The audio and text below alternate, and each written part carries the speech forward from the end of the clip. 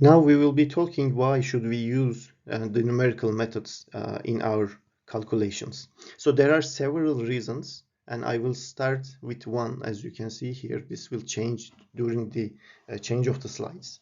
And these reasons I will be explaining them with some examples. The first reason is that basically the simple problems can be solved with analytical formulations. That's super easy. For example, you can see here a curve, and we want to find the area under it. And if we know the analytical formulation, as you can see here, of the curve, we can simply have an integration of the curve to get the area. And you can see the integration over here, and the area is 0.25 for this example, for instance. Of course, this is meter square because the units are meter. But when we have a complex curve, not with the analytical equation. For example, here on the right hand side, you can see a complex curve, and we don't have the analytical formulation for this. And how we obtain this? Actually, in our research, we are working on some lattice structures over here. You can see it has some porosity inside, some voids inside of the material, so that we can have a lightweight structure. And this can still be strong and can be used instead of a fully solid material, so that we can have light but strong structures in engineering applications. And we, for example, here a rhombic dodecahedron lattice structures.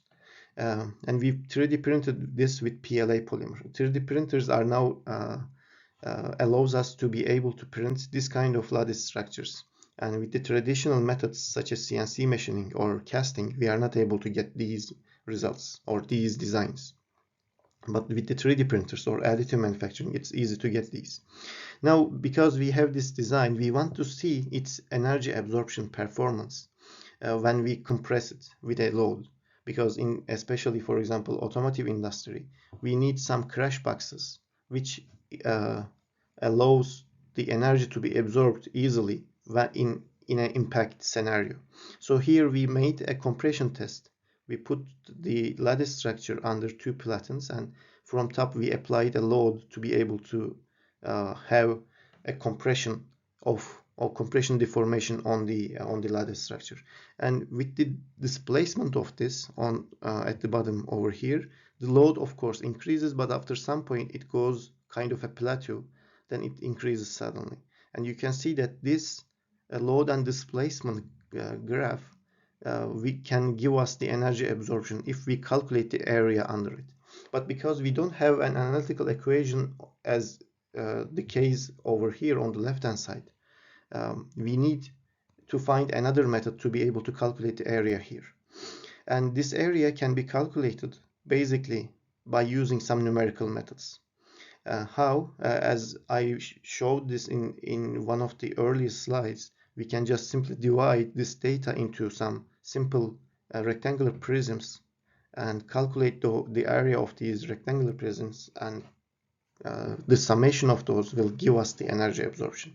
So simply for this kind of complex engineering testing procedures or analysis procedures, once we have a curve to be able to calculate the area under it, we need to use numerical methods. So simply the complexity of the problem requires us to use numerical methods. The second reason why we should use the numerical method is that the numerical methods are capable of handling complex problems, as we said in the previous slide as well, but also the analysis of it can be very complex, and the analytical formulations may not be possible. So for instance, large systems of equations, nonlinearities, complicated geometries, these are not easy to solve, or maybe not possible with the analytical calculations. That's why we want to use numerical methods to be able to solve these kind of problems. So if we give an example, so for example, a simple example is the calculation of the displacements and stresses on a solid rectangular prism material, let's say, or solid part under compression. So here you can see we have a P load applied as a compression, and the bottom is fixed. And if we want to calculate the displacement of this, it's basically PL over AE, and P is the force, L is the length, A is the area at the top where we apply the load, and the E is the elasticity modulus, which is specific to the material, which shows the linear elasticity property of the material. Once we have these values, we can easily calculate the displacement of the part. Similarly, for the stress, because we have only a compression force, we basically divide it by area and get the stress over here. But let's say, as I mentioned in the previous slide, we want to use a lattice structure, a porous structure in the solid part. Instead of using a solid part, we want to have a lightweight structure like this. Again, we apply a P, and our length is L again, and the area is A, let's say. But the area is not easy to calculate because the points that we applied the P are just the points of the strut members over here. So this A will not be easy to calculate. Also, the E of this, an effective E is required to be able to represent this lattice structure, and it is not easy to calculate. So we cannot simply use this kind of analytical equations. What we need is a numerical method that can simulate the behavior of this kind of complex structure. And for that we use, for example, finite element method. And this method is kind of a numerical method which uses discretized elements for each member of these, for example, and calculates them in a matrix. Over here you can see one element stiffness matrix, and for all of these elements we have this kind of matrices to be solved in a large system of equations. Once we solve it with the numerical methods on the computer, we can obtain the displacement and stresses. For example, here you can see the stresses in megapascal, and in certain regions the reds are the maximum stresses. You can see high stresses over them. So this way, also with the help of the computers, we can simply solve these using numerical methods if the geometry is complicated. Another reason why we should study numerical methods is that basically the computer programs use numerical methods at the background. The computer program I showed in the previous slide, for example, was a finite element analysis method and uses the numerical methods at the background. And if we don't know the theory of the numerical method or the formulations of the numerical methods, the fundamentals of it, we will use them as black boxes, which means we don't know what it does, but we only see the results. In that case, it is not easy to interpret or have a critical insight. And that's why we need to learn the fundamentals of the numerical methods to have critical insights into their inner workings or the validity of the results. So here I also showed a problem, for example, a root finding problem. We want to find the roots of this function x to the power 10 minus 1. Basically, we need to equate this to 0 and find what x is, which makes this 0. And we, in MATLAB, for example, which is a software that uses coding, we can use an f0 function, internally written. And once over here you can see f0 and the equation x to the power 10 minus 1 and 0.5 and options display the iterations. If we write these two codes, it will simply solve the problem and give us the results. But so if we don't know what this f0 does at the background, which numerical methods it uses, we don't really know what's going on over here. It says different names over here and we don't know what they are. Actually, f0 is a black box function which uses some numerical methods at the background, and if we study that, we see that it uses a combination of some bracketing methods, for example incremental search and bisection, and also open methods such as secant and inverse quadratic interpolation methods. So here you can see this search term. This is actually the the incremental search method. So it starts with the bracketing methods. Basically, these methods are numerical methods to solve a function, to find the roots of a function or equation.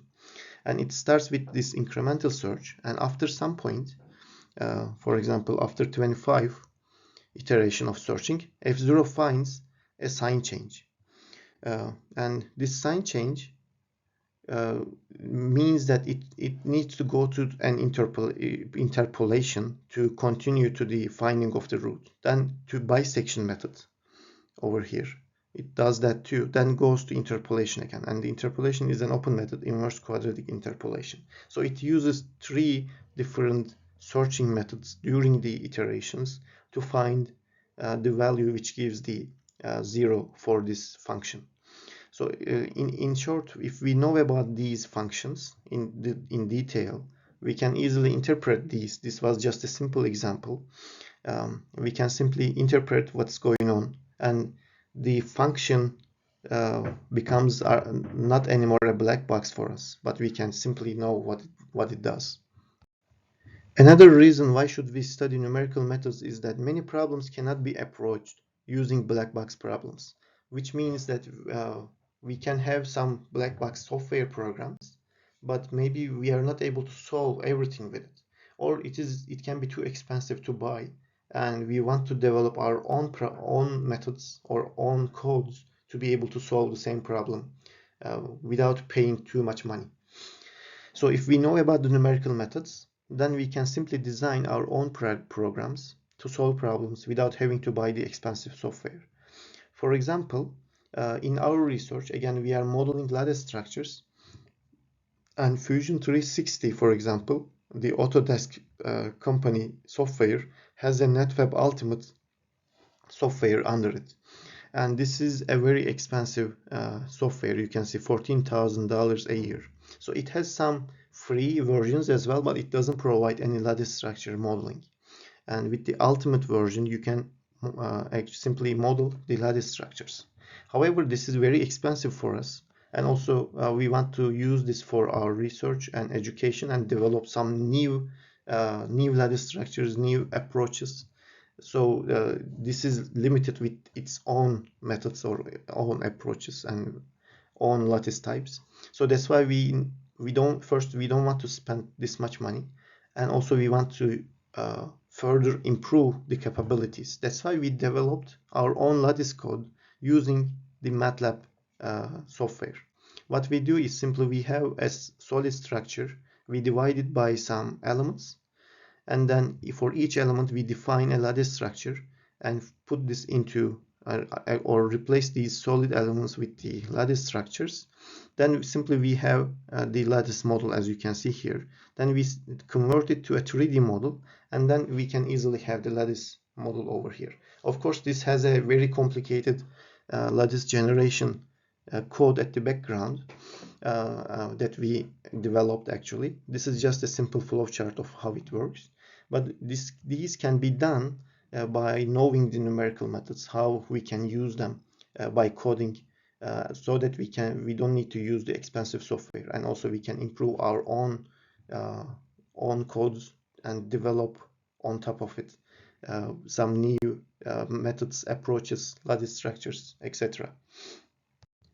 Another reason why we should study numerical methods is that the numerical methods are an efficient vehicle for learning using computers.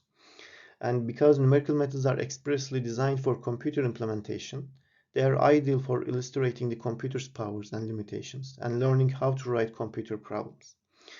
So basically, we simply use numerical methods on the computers, and that's why we need to know how to use computers as well. And learning the numerical methods comes with learning the computers, and they go side by side. That's why in this class also we will be using a computer program, which is MATLAB, to implement the numerical methods. And by learning numerical methods, we will be also learning the MATLAB software as well. Another reason of studying numerical methods is that they can help reinforce your understanding of mathematics. Sometimes the mathematics of a problem can be very complicated to be able to fully understand or to visualize what it does. And that's why using numerical methods can help us to visualize it, to be able to understand what's going on behind it. And also here, what we said is that because one function of numerical method is to reduce higher mathematics to basic arithmetic operations, they can simplify some obscure topics and enhance understanding and insight of the complex or not understood parts can be understood easily from this alternative perspective. For example, at the bottom left side, you can see some complicated equations, partial differential equations, and these are used to be able to solve fluid mechanics problems, which are called Navier-Stokes equations.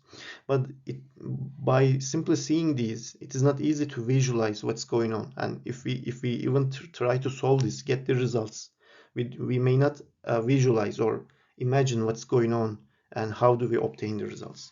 And instead of using these, we can simply use the numerical method called the computational fluid dynamics or CFD simulations to be able to get the results.